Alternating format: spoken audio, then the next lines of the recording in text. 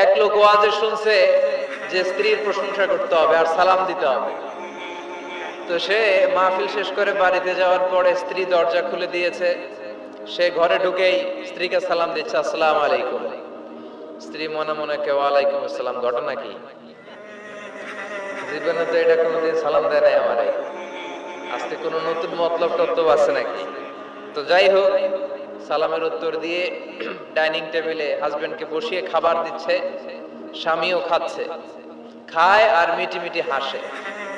তো স্ত্রী বলে, এই রাত বাজে 1:30, ওয়াজ শুনে আসছে, ভালো কথা, হাসো কেন একা একা? কি হয়েছে, হাসো কেন? তো স্বামী ওই যে হুজুরের কাছ থেকে শুনছে স্ত্রীর প্রশংসা করতে হবে, রান্নার প্রশংসা, তো সে শুরু করছে।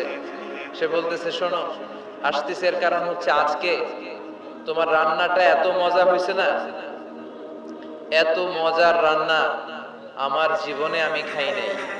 প্রশংসা করতে শুরু করছে। তো রান্না মজা হয়েছে শুনে স্ত্রী তেলে বেগুনে জ্বলে উঠছে। সে বলে, কি রান্না মজা হয়েছে মানে বিগত 10 বছর ধরে তোমার রান্না করে খাওয়াই, একদিনও রান্নার প্রশংসা করলা না, আর আজকে পাশের ঘরের ভাবি একটু গরুর গোশতের তরকারি পাঠাইছিল, একটু গরুর গোশতের তরকারি পাঠাইছিল বাসায়, ওইটা দিয়েই তোমাকে খাবার দিছি, আমি আর রান্না টান্না চুলায় করি নাই। তো ওই বেডির রান্না তোমার এত ভালো লাগছে? খাওয়া জন্মের খাওয়া, আর রান্ধুম না। তো এরকম উল্টা পাল্টা প্রশংসা করলে কিন্তু চুলায় আগুন জ্বলবে না, রোজা রাখা লাগতে পারে। তো আসুন আমরা আমাদের ফ্যামিলি গুলোরে জান্নাতি ফ্যামিলি বানাই। আমরা কি চাই না আমাদের ফ্যামিলিও জান্নাতি ফ্যামিলি হোক?